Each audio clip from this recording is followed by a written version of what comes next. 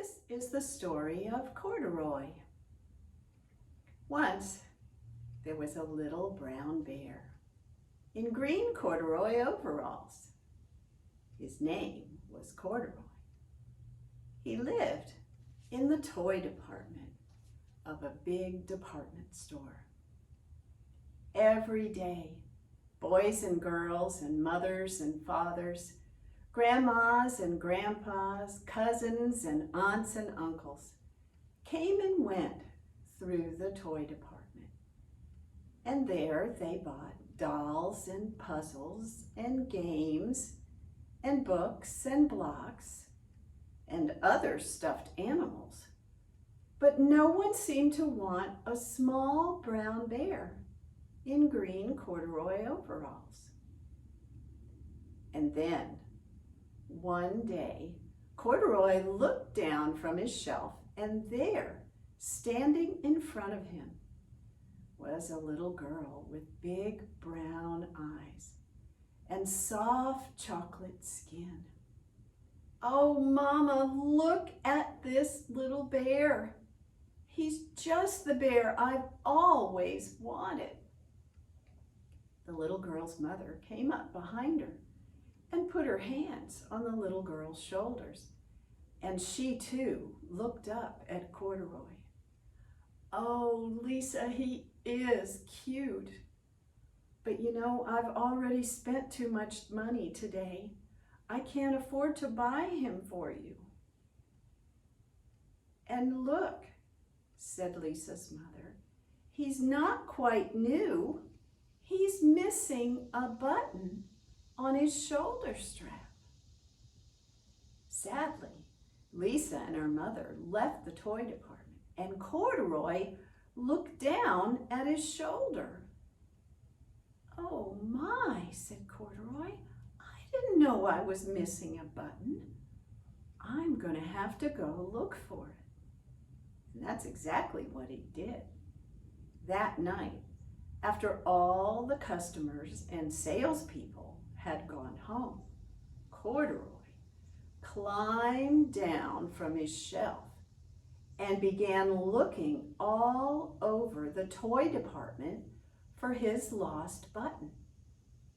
Well, he walked and he looked, and he walked and he looked, until he walked right out of the toy department and into the big aisle of the main part of the store.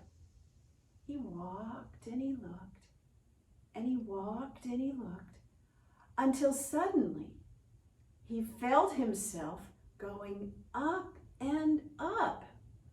"Oh my," cried Corduroy, "I must be on a mountain. I've always wanted to climb a mountain." Now, Corduroy was not on a mountain. He was on a moving staircase called an escalator, and it was taking him up to the second floor of the department store. Well, when Corduroy got to the second floor, he saw something else amazing. There was all kinds of furniture. Beds and chairs and tables, bookcases, comfy couches and armchairs, and row after row of beds. "Oh my," cried Corduroy, "look at all this furniture. I must be in a castle. Where else would you find so much furniture? I've always wanted to visit a castle." Now, Corduroy was not in a castle. He was in the furniture department of that big department store. Now, Corduroy remembered that he was looking for his lost button. So he began to look on top of and under and in all the furniture. He looked on the shelves of the bookcases. He looked under the tables, under the chairs, on top of the couches and the comfy armchairs on top of the tables. And then he came to the beds. He looked under the beds, and then he thought, well, maybe I'd better climb up onto the beds and look on top. And so he climbed onto the nearest bed, and there, lying right on top of the mattress, was his lost button. Well, he bent down to pick it up, but it wouldn't come up. It was stuck. So Corduroy grabbed the button with both of his furry paws, and he pulled, and he pulled, and he pulled until pop, woo, flip, crash. The button came off in his paws.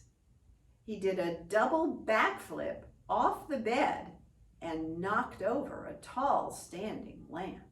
Crash! The noise scared him, and Corduroy went away to hide.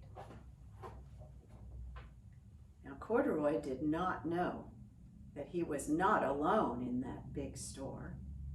Down below, the night watchman was going his rounds.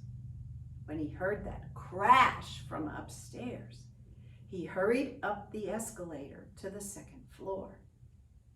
Now he turned on his flashlight, and he began to move the flashlight over and under and in between all the furniture. He flashed his flashlight over the top of one of the beds, and there he saw something very strange. Sticking up from under the blanket were two furry little ears. Well, the night watchman walked over to the end of the bed, and he pulled the covers back, and there was Corduroy. "What are you doing up here?" "You come with me."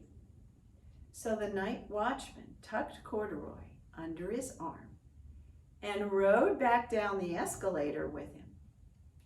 Then he set him up on his shelf in the toy department. "That's where you belong." The next day, when the salespeople and the customers returned to the store, and Corduroy looked down from his shelf, he saw the same little girl who had come to visit him the day before. Only now she had a big smile on her face. She took Corduroy down from his shelf, and she talked to him. She said, "You know, I went home yesterday and I counted the money in my piggy bank, and my mama says I have enough money to buy you." So Lisa took Corduroy over to the sales lady who was standing behind the counter where the cash register was. She took out her change purse and she dumped the money out on the counter. She said, "I'd like to buy this little bear." "Of course, my dear," said the sales lady. She counted out the money and put it in the cash register. And then she said, "Now, my dear, would you like me to put this little bear in a bag or a box?" "Oh, no," said Lisa. "I'll hold him." And that's exactly what she did. All the way out of the store to the car, all the way home in the car, Lisa held Corduroy tight. And when they got home, Lisa undid her seatbelt and took Corduroy out of the car and into the house and up the stairs to her room. There, she held him out in the doorway so that he could see where he was going to be living. Corduroy saw a girl-sized desk and a girl-sized chair. He saw a girl-sized bed, and right next to the girl-sized bed, there was a wee little bed just the right size for a bear like Corduroy. Lisa stepped into her room and up to the desk. There, she picked up a little basket. Then she took Corduroy and the basket and sat with them on her bed.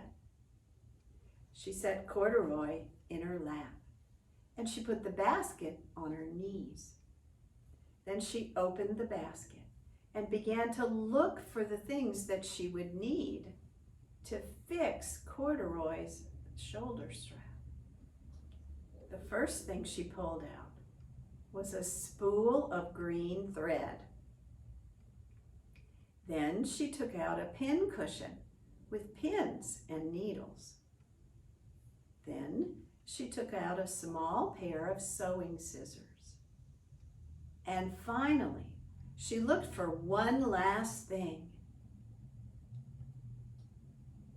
A button, just like the button on Corduroy's other strap. Now, Lisa unwound some thread from the spool, and then she clipped it with her scissors.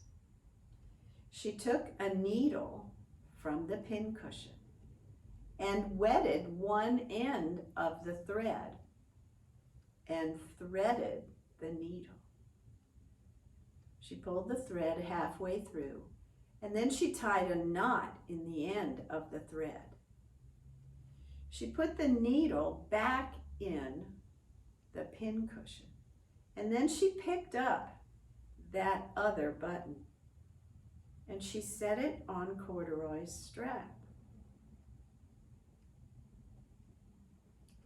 Now she took the needle and thread again, and she began to sew the new button on Corduroy's strap. As she worked, she talked to him. You know, I love you. I love you just the way you are. But you'll be more comfortable with your shoulder strap fastened.